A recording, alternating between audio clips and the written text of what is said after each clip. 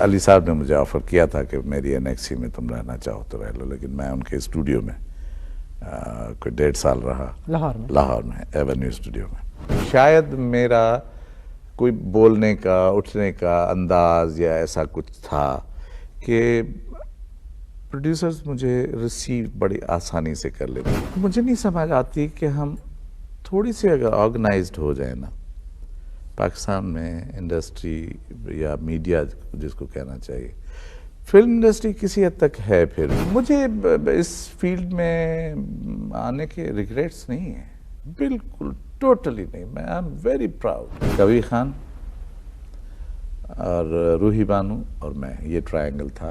अमजद इस्लाम अमजद ने लिखा था और कंबर अली शाह ने किया। शफी मोहम्मद के साथ मेरी बहुत सी मुलाकातें थीं, लेकिन पहली मुलाकात मुझे याद है कि मैंने जब उसको लाहौर बुलाया और कहा कि तुम मेरा एक पायलट ड्रामा कर दो, तो कहने का ठीक है, पहुंच गया।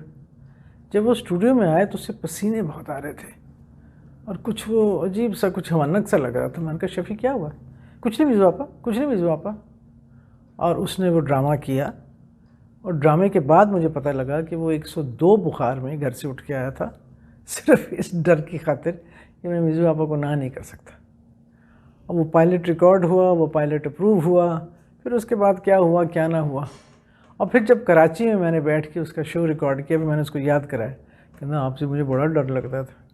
और मैं उसे कहते शफ़ी कोई अपना वज़न कम कर लो, it's not good for you man. हाँ मिज़ू आपा बस करूँगा। जल्दी चला गया शफ़ी मोहम्मद। बैंक की मुलाजमत, international relations masters, LLB, drama, बिल्कुल ठीक। इन चारों में से कुछ तो गलत होगा या सब सही है? हाँ, नहीं, इनमें से सब सही है, बल्कि मैं समझता हूँ कि एकेडमिक्स में मैं वीक था। पढ़ाई लिखाई में मतलब अच्छा मीन्स कि कोई एज और बीज नहीं थे। तो मेरा ख्याल है कि यहाँ टीवी वाले कहते हैं कि इसमें कुछ ग्रेड्स वगैरह हैं मेरे पास। आप क्या समझती है? मैंने चूंकि तुम्हें कास्ट भी किया हुआ है, तुम्हारे साथ काम भी लिया हुआ है, तुमसे काम लिया तो जो मुझे मालूम है, लेकिन सही माने बता रही हूँ। हाँ, बैंक से तुम कैसे निकले और यहाँ? बैंक से मैं निकला, मैं उधर सांगड़ साइड पे मैनेजर था। वहाँ मेरे कुछ दोस्त हुए बैंक के हवाले से। वो अली साहब उनके दोस्त थे, तो मुझे शौक़ था काम करने का। तो उन्होंने कहा कि चलो हमारे साथ, हम जाते हैं साल में 1-2 दफ़ा बाय रोड, तो चलते हैं। खैर मैं चला गया। तो अली साहब ने कहा कि तुम, अब ये मोहम्मद अली साहब की बात करो।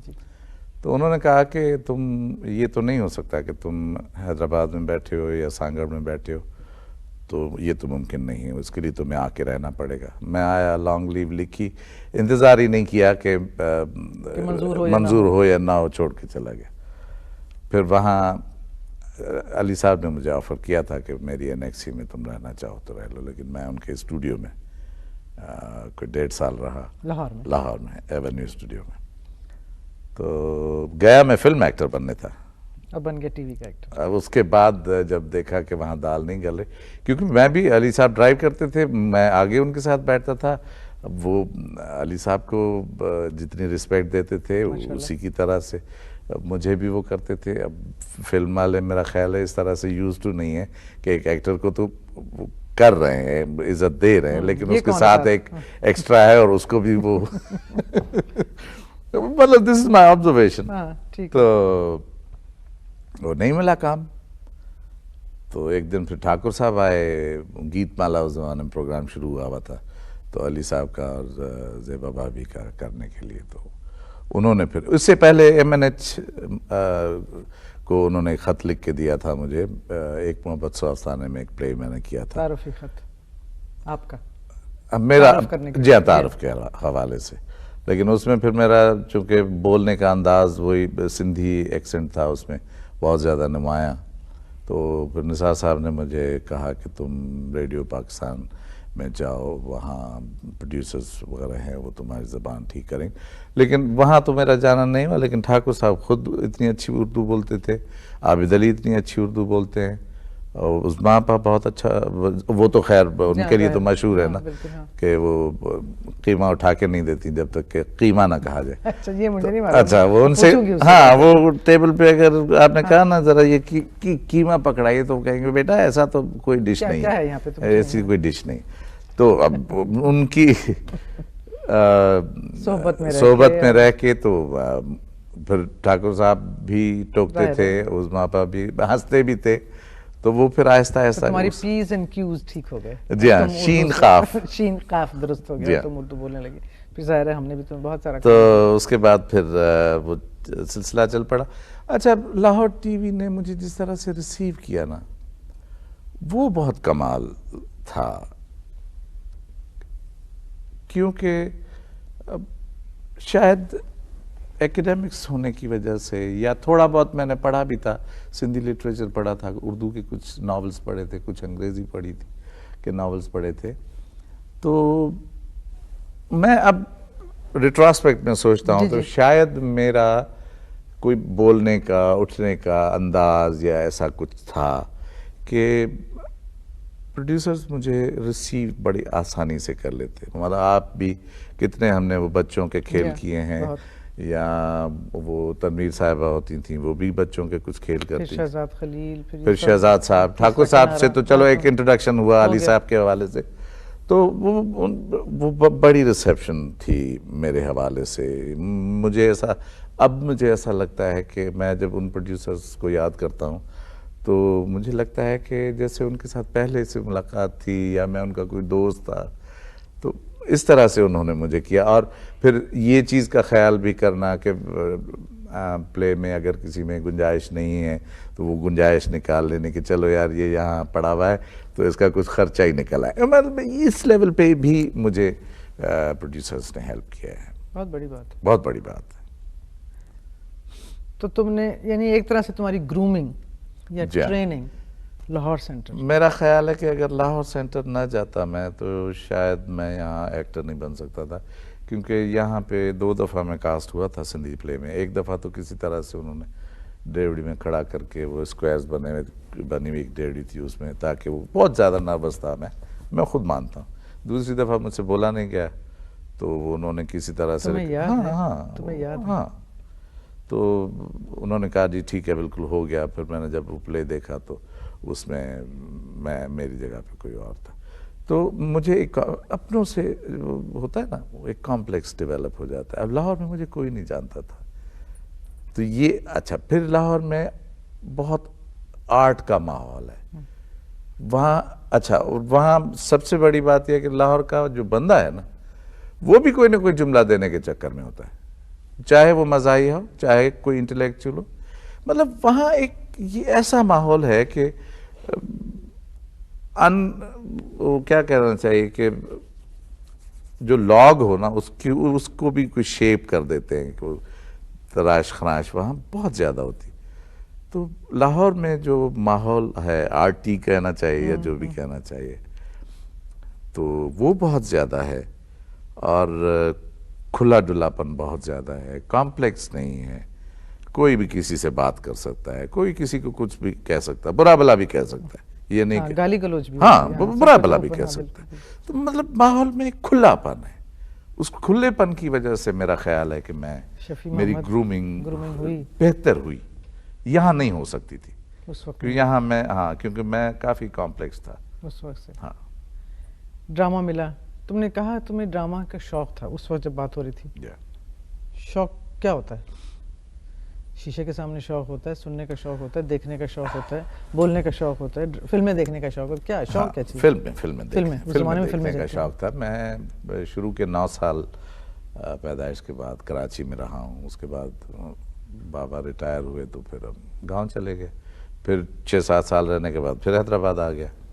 तो इस तरह से यहाँ जब था 9 साल के दौरान, तो भी कोई मतलब जिद नहीं छोड़ता था कि नहीं मैंने जाना है फिल्म देखने। फिर चाहे फिल्म में मुझे नींद आए या कि छोटा था जाहिर। फिर गांव में भी फिल्में, और तो कोई एंटरटेन का जरिया उस वक्त था नहीं। रेडियो था थोड़ा बहुत, मैगजीन एक मेरी बड़ी बहन थी, वो एक मैगजीन नई जिंदगी निकलता था यहाँ से कराची से सिंधी का, वो मंगवाती थी। उनको नावल का शौक था पढ़ने का, वो भी मैंने इसी हवाले से पढ़ा, अखबार वगैरह। तो अखबार अफसानों के और नावल से थोड़ा ड्रामे का शौक डेवलप हुआ, फिर फिल्मों से हुआ। मुझे याद है मैं 7th या 8th में था, तो वो एक छोटा सा डब्बा आता था कैमरा, उससे मेरी एक तस्वीर निकली हुई थी अच्छी खासी, मतलब मिड शॉट में, ब्लैक एंड वाइट में। तो मेरे कज़न ने मुझे एक टी शर्ट दी थी ग्रीन, उस पे 3 पट्टियाँ, एक काली, फिर ग्रे, फिर सफ़ेद।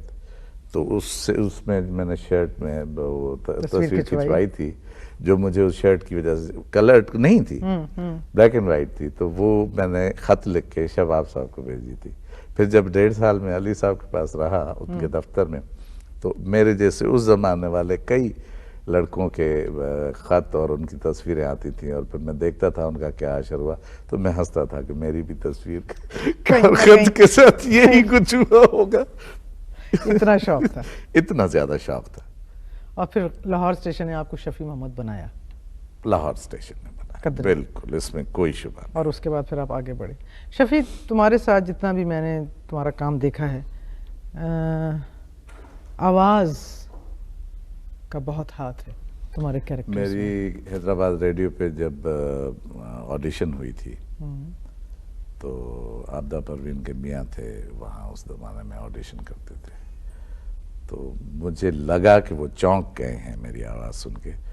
उन्होंने एकदम, अभी मैंने जुमला पूरा जो मुझे पैसेज पढ़ना था पूरा नहीं किया, तो उन्होंने बीच में नहीं, आखिर के कहीं जगह पे उन्होंने एकदम से टॉक बैक पे कहा कि फिर पढ़ो। मैंने फिर पढ़ा, उन्होंने कहा फिर पढ़ो। 3 दफ़ा जब पढ़ा, तो उसके बाद जो लाइन में वहाँ दूसरे लड़के बैठे थे, किसी से कोई बात नहीं, खामोशी से मैंने देखा कि वो निकल के कहीं चले गए। फिर थोड़ी देर में मैंने देखा कि वहाँ स्टेशन डायरेक्टर जो थे उनको लेके वो अंदर आए। तो मैंने किसी लड़के से पूछा, मैंने कहा ये कौन है? तो उन्होंने कहा स्टेशन डायरेक्टर है। तो फिर उन्होंने कहा कि तुम दोबारा पढ़ो।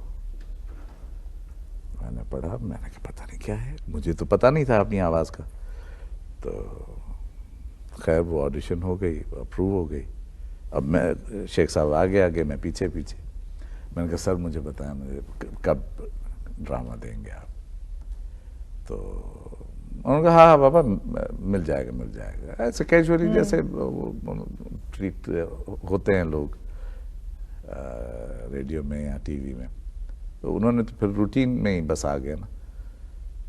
तो इस हवाले से मुझे बाद में मुझे बताया अनवर सोलंकी ने कि शफी तुम्हारी आवाज़ बहुत अच्छी है, और शेख साहब जाके डायरेक्टर साहब को बुला के लाए कि देखो ऐसी आवाज़ आई है।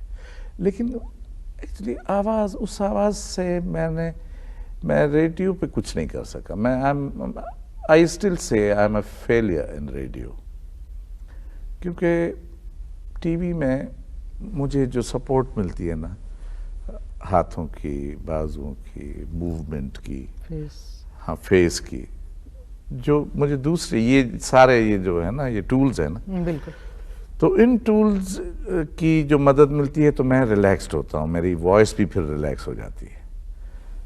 रेडियो में जब आप बंद के, क्योंकि वहाँ आप स्क्रिप्ट एक हाथ में उठा के और मतलब इशारों से वो करेंगे, तो सामने आपके दूसरे फनकार जो हैं वो डिस्टर्ब हो जाएंगे।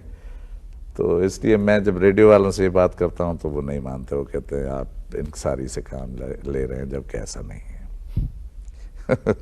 यही आवाज़ घर में भी काम करती है? 6 बच्चे माशाल्लाह। हाँ, बीवी पे नहीं करती, बच्चों पे। बच्चों को मैं कहता ही नहीं हूँ कुछ, मतलब कभी कोई ऐसी बात हो तो बगैर गुस्से के, या मैं उनको कहता हूँ एक सजेशन है मेरी तरफ से, लेकिन माँ ने उनको अच्छा संभाला हुआ है। एक्टर की ज़िंदगी मुश्किल ज़िंदगी यूँ होती है कि वक्त आपका अपना नहीं होता। सुबह आ जाएं, शाम आ जाएं, दोपहर आ जाएं, अब रात की रिकॉर्डिंग है, अब दिन की एडिटिंग है, डबिंग है, जो कुछ भी होता है उसमें फिर जो दूसरा पार्टनर होता है उस पर बहुत भारी जिम्मेदारी आ जाती है, बहुत ज़्यादा। और अपने तय भी एहसास होता है कि शायद हम भी पूरा इंसाफ नहीं कर रहे। तुम्हारे साथ ऐसा होता है? हाँ बिल्कुल होता है, इसलिए कि बच्चे मुंह भर के कह देते हैं कि कभी, क्योंकि वो देखते हैं कि मैं मसरूफ़ रहता हूँ, तो फिर जब वो कह देते हैं कि आज बाहर जाना है या आज ये काम होना है, तो फिर वो काम उस दिन होना है। अगर नहीं होना तो खट से किसी ने कह देना है कि पहले ही आप हमें टाइम नहीं देते। तो ये है सारी, ये एक्चुअली मुझे नहीं समझ आती कि हम थोड़ी सी अगर ऑर्गेनाइज्ड हो जाए ना, पाकिस्तान में इंडस्ट्री या मीडिया जिसको कहना चाहिए, फिल्म इंडस्ट्री किसी हद तक है फिर भी, लेकिन अब वो भी, उसमें भी मैंने सुना है कि रात की शिफ्टें लेट नाइट की चलती हैं, प्रेशर होता है कि जी पैसे जो लगाए हैं वो फिर जल्दी वापस आ जाए जो भी। लेकिन हमारे यहाँ तो ऑर्गेनाइजेशन है, हो सकती है, उसको अगर हम थोड़ा सा बेहतर कर लें अपने। मैं एक पिछले दिनों रिकॉर्डिंग कर रहा था, वो मुझे 2 बजे बुलाते थे, 3 बजे बुलाते थे। मैं उनको कहता था एक काम करो, मॉर्निंग इम्प्रूव कर लो, क्योंकि फिर मेरे साथ 7-8 बजे के बाद फिर मैं डल होना शुरू हो जाता हूँ, थक भी जाता है आदमी। थकता 3 बजे, देखे ना मेरी तो रूटीन 9 बजे से शुरू हो गई ना, मैं तो 2 बजे तक खपता रहा, फिर मैं आ गया रिकॉर्डिंग पे। फिर 7-8-9 बजे के बाद ये पता हो ना कि 9 बजे ख़त्म हो जाएगी तो आप डल नहीं होते, लेकिन ये पता हो कि जी वो 12 बजे तक करना चाहते हैं, तो फिर मैं थोड़ी सी जिद करके मैं कहता हूँ मुझे प्लीज़ छोड़ दें, आप किसी और का सीन कर लें, तो ये ज़रूर होता है। जाहिर है थोड़ा सा वक्त देना पड़ता है। ये बताओ शफ़ी कि अब तुम जब बन गए शफ़ी मोहम्मद माशाल्लाह और नाम भी हो गया, तो एक ज़ाती ज़िंदगी का थोड़ी सी कुर्बानी देनी पड़ती है, अपनी ज़िंदगी अपनी नहीं रहती, बाहर जाएंगे लोग पहचानेंगे, स्लीपर पहन के नहीं जा सकते, नहीं शलवार कुर्ते में ऐसे उठ के चलो भी ले आते हैं, जरा सा सौदा ले आए, दूध ले आए जाके, मुश्किल होती है, लेकिन क्या रास्ते खुलते भी हैं? कुर्बानी के दोनों पहलू हैं। बहुत जी, रास्ते बहुत खुलते हैं, आपको इज्जत बहुत मिलती है, प्यार बहुत मिलता है आपको। आपकी ज़िंदगी में अगर बचपन में न मिला हो मसलन जिसको प्यार, तो उसकी ज़िंदगी बन जाती है, लेकिन उसके साथ हैज़र्ड्स भी हैं बहुत ज़्यादा। आप लोग बाज़ औक़ात नास्टी हो जाते हैं, फिर ये कि उन्होंने आपको इतना करीब से और इतना पसंदीदगी से देखा होता है कि वो लगता है उनको कि ये तो हमारा फ्रैंक दोस्त है, वो फिर तू तड़ा से भी बात शुरू करते हैं तो बंदा कहता है भाई मैं आपको नहीं जानता। और फिर ये कि मसलन जैसे मेरे साथ हुआ, मैं पिछले काफ़ी अरसे से ज़रा गेन कर लिया, तो उस पर भी कमेंट आ जाता है, तो वो एक्चुअली वो कर अपनी फ्रैंकनेस में रह रहे होते, प्यार में या फ्रैंकनेस में कर रहे होते, वो कोई बदतमीजी नहीं करना चाहते या नास्टी नहीं होना चाहते, लेकिन आपको फिर थोड़ा सा वो फील होता है। और बाकी मेरा ख्याल है कोई ज़्यादा घर वालों को, जाहिर है मैंने जब शादी की थी तो मेरी बीवी को पता था कि मैं एक्टर हूँ और किस तरह का एक्टर हूँ या क्या हूँ। ऐसा कोई लंबा चौड़ा स्कैंडल भी मेरी ज़िंदगी में नहीं था। बाद में एक छोटा सा स्कैंडल आया था, लेकिन शी न्यू अबाउट दैट। तो मैं नहीं समझता कि उस हवाले से, हाँ ये हो कि मैंने कुछ ज़्यादा ही इंटरेस्ट लेके किसी की बात की हो तो वो उससे शायद अनॉय हुई हो कोई एक आध दफ़ा, लेकिन वो फिर क्लियर हो जाता है कि भाई अभी ऐसा तो नहीं है ना, कि क्योंकि एक शख्स जब शो बिजनेस में और एक नहीं है तो उसको साथ लेके चलना पड़ता है, जो शो बिजनेस में नहीं है और शो बिजनेस के तकाजे उसको समझाने पड़ते हैं। ये बताओ कॉमेडी नहीं की तुमने? कम की? कॉमेडी मैंने की है, बल्कि शुरू में तो कौर आफ्ताब साहब ने एक प्ले करवाया था, नादिया नाम की लड़की, और उसके बाद फिर मैंने नहीं किया। लेकिन कम की है, क्यों? क्या लोगों ने कास्ट नहीं किया या तुम्हारे जुस्से की वजह से, आवाज की वजह से? कॉमेडी की टाइमिंग नहीं है मेरे पास। अच्छा, खुद मानते हो? मैं खुद मानता हूँ नहीं है टाइमिंग मेरे पास कॉमेडी की। फिर मैंने यहाँ जलाली साहब का एक प्ले किया, उसमें भी मैंने देखा कि नहीं। फिर मैंने एक यहाँ सिंधी में ट्राई किया, उसमें भी मैंने देखा नहीं। फिर अभी पिछले 3-4 सालों में अनवर मकसूद ने इतना मुझे कन्विंस किया कि फाइनली मैं भूल गया कि मैं नहीं कर सकता और मैं कर बैठा। उसके आखिरी एपिसोड में मुझे बीवी की शॉपिंग करने पेरिस जाना था। मैंने 5वें एपिसोड में हाथ बांधे अनवर मकसूद को, मैंने कहा मुझे पेरिस भिजवा दो और आखिरी एपिसोड में वापस बुलवा दो, पहले भिजवा दो। हाँ, तो नहीं संजीदगी का रोल जिसको ड्रामा कहते हैं, जी हाँ, वो आपको स्ट्रेट एक्टिंग जिसको तुम कहते हो। तुम्हारे साथ एक शायद पिछले सालों में ज़रा ज़्यादा एक वडेरे का, एक जाबर भी नहीं कहना चाहिए, एक सख्त मिजाज शख्स का, किरदार का एक नत्थी हो गया है किरदार। ठीक, जान के हुआ है, टाइप कास्ट हो गए हो? नहीं, वही आता है, मैं नहीं मान सकती। नहीं, मैं आपको, हाँ, मतलब ये कि एक्चुअली मैंने चांद ग्रहण में पहला वडेरा किया है, उससे पहले मैंने वडेरा नहीं किया।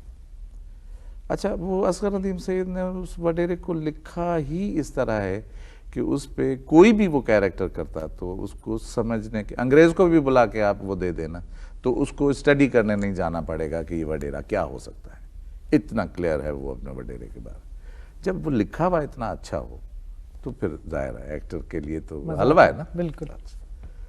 उसके बाद मैंने एक अर्बन रोल किया आंच में, ठेकेदार का। अब उसमें शलवार कमीज जरूर थी मुझे, उसमें वडेरा नहीं था। वडेरा नहीं था लेकिन बिजनेसमैन लेकिन सख्त मियाँ था।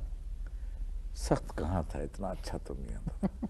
मारता है बीवी को आंच में? हाँ।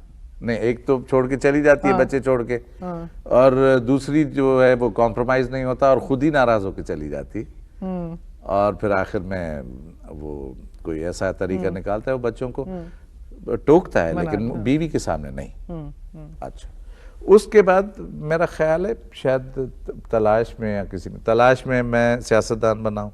अब उसका बैकग्राउंड भी जो है वो फ्यूडल है, लेकिन उसमें सूट शूट डाले हैं। अब वो अपनी जगह है, लेकिन वो एक चल पड़ा। हाँ, चल इसलिए पड़ा कि मैं समझता हूँ शायद वो चांद ग्रहण वाला वडेरा जो है ना, वो मुझसे कोई इतना ठीक हो गया जितना सैयद ने लिखा था, या उसके कहीं करीब करीब वो हो गया। लेकिन मेरे जो बेसिक जो प्लेज हैं मैंने किए हैं इस वडेरे के बाद, नहीं, वडेरे के बाद मुझे कोई ऐसा रोल नहीं मिला, उससे पहले किए। अधूरी कहानी है, फिजिकली मेंटली रिटार्टेड, छप्पर छाँव है जिस पे पहला मुझे 85 में अवार्ड मिला पीटीवी का, उसमें वो एक टांग से वो लंगड़ा है और नैयर कमाल साथ है। एक प्ले मैंने किया उससे पहले, वो टाइपराइटर के नाम से मशहूर है, वो कमरे में टाइपराइटर बजता रहता है और मियाँ साहब बाहर चले जाते, वो मेरा डिफरेंट है। फिर मैंने एक गोरकुन का रोल किया सोने का भाव के नाम से। फिर मैंने लॉन्ग प्ले गुलाम किया। अब जब इन पे नजर डालते हैं ना, ये चूंकि एक एक है ना प्लेस, तो और सीरियल्स नहीं है तो वो शायद याद भी नहीं है, और लोग या कुछ भूल भी गए हैं। अब मैं देखो कोशिश करूंगा कि मैं उन कैरेक्टर्स को दोबारा लिखवा के या जो इस वक्त मेरी एज के हिसाब से सूट करेंगे तो वो मैं शायद दोबारा सोच रहा हूँ कि किए जाए, उनको किए जाए। तो शफी मोहम्मद खुद तो सख्त इंसान नहीं है कि है? नहीं, मैं दुम पे पैर तक रखने देता हूँ, जब आ जाता है पैर तो फिर चीखता हूँ। इससे कम पे नहीं। मैं वैसे ही किसी को न टोकता हूँ न किसी पे तनकीद करता हूँ। कोई बहुत ही करीबी हो या कोई मशवरा मांग रहा हो तो उसको तनकीदी जायज़ा तो बताया जा सकता है कि इससे ये होगा, इससे ये होगा, लेकिन मैं यूजुअली मैं किसी को क्रिटिसाइज़ नहीं करता, मैं किसी की एक्टिंग को क्रिटिसाइज़ नहीं करता। और हाँ, ये है कि अगर कोई पूछे कि इसको मैं क्या करूं तो मैं राय देने वो मूड सिर्फ बताने की हद तक करके नहीं दिखाता, मैं मूड बताने या जो इंटरप्रिटेशन मुझे उसमें से समझ आती है उसको मैं कहता हूं कि भाई इसमें ये इंटरप्रिटेशन निकलती है, अब इसके हवाले से एक्सप्रेशन सोचोगे तुम कैसे इसको अपने ऊपर इम्प्लीमेंट करोगे। शफी मोहम्मद डायरेक्टर के लिहाज से कैसा एक्टर है? सुनता है, अपनी सोच डालता है, अपनी मर्जी करता है, बहस करता है, तनकीद करता है, समझता है रोल को। हाँ, कोई लोग कहते हैं ना ये डायरेक्टर्स एक्टर, कि जिस तरह एक डायरेक्टर कहेगा उस तरह। मैं बिल्कुल मैं डायरेक्टर की अप्रोच को सबसे पहले रखता हूँ, वो जूनियर हो चाहे सीनियर हो। एक दफ़ा मैंने हाँ कर दी जूनियर के साथ काम करने की, फिर मेरा काम नहीं है इंटरफेयर करना।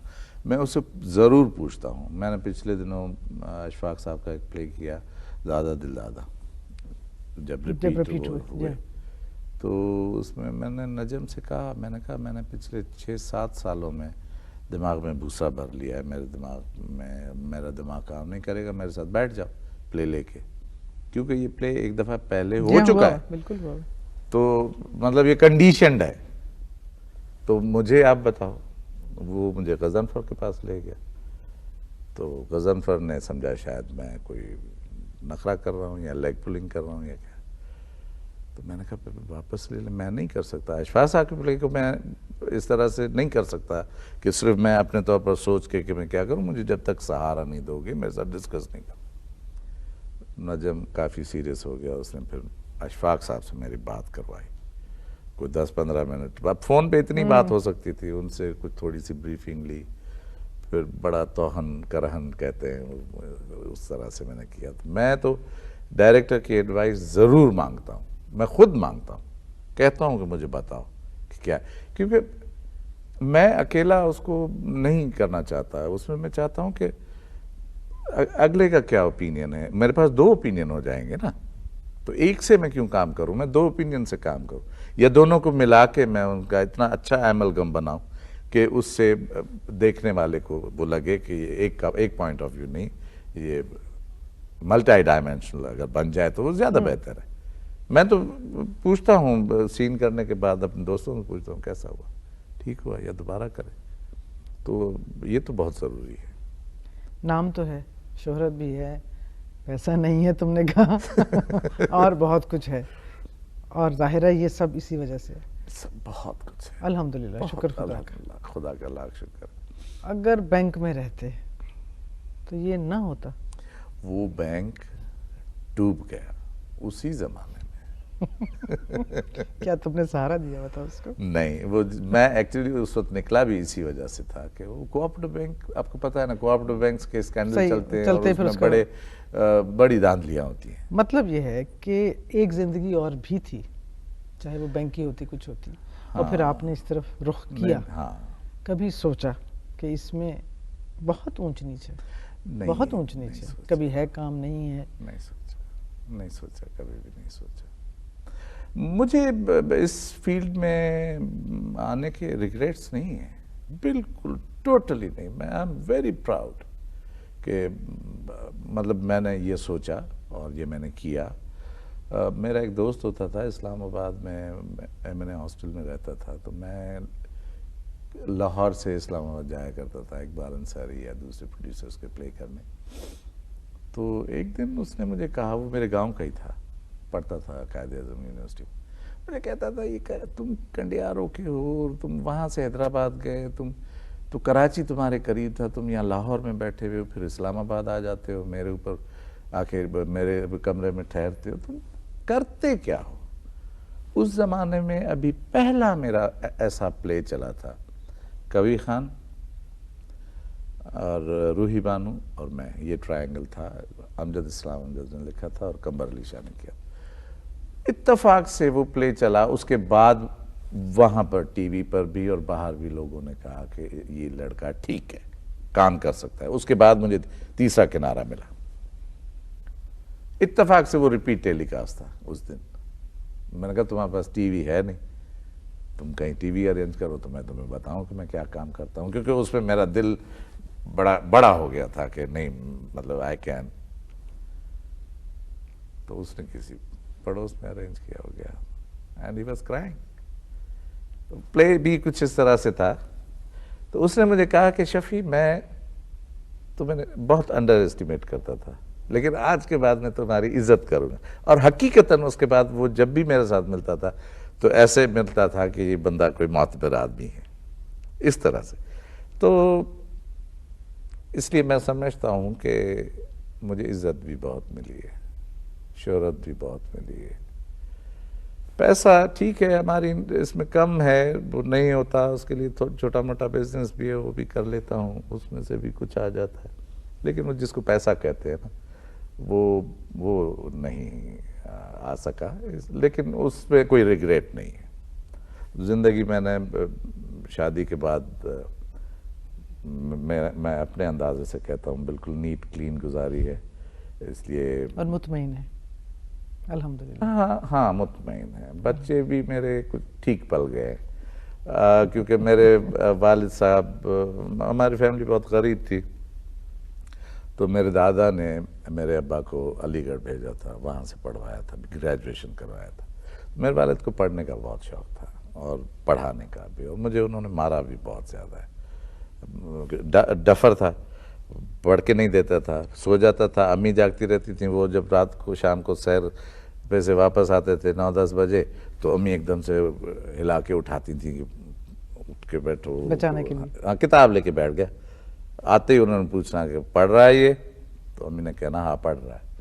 वो फिर इस तरह का मैं बच्चा था। तो अब मैं कई दफ़ा घर में बैठ के सोचता हूँ कि काश मेरे वालिद जिंदा होते, क्योंकि मेरे बच्चे माशाल्लाह बहुत अच्छा पढ़ते हैं, मतलब ठीक है, वो लिटिल अबव एवरेज, तो ये अच्छी बात है। जो मैं अचीव नहीं कर सका एजुकेशन के हवाले से, अपने वालिद के ड्रीम्स वो करने के लिए, वो चलो ठीक है। तो बच्चे भी ठीक है, बीवी भी ठीक है, मैंने भी नीट क्लीन जिंदगी गुजार ली, और क्या चाहिए अल्हम्दुलिल्लाह। लेकिन आखिरी सवाल, तुम करते क्या हो? मैं क्या करता हूँ? मैं एक्टिंग करता हूँ, मैं बिजनेस करता हूँ, मैं बाप होता हूँ, मैं शौहर होता हूँ। बहुत। मैं, मेरा ख्याल है बेटा भी था, अच्छा भाई भी था, और दोस्त भी हूँगा ठीक शायद, ये तो दूसरे बताएंगे।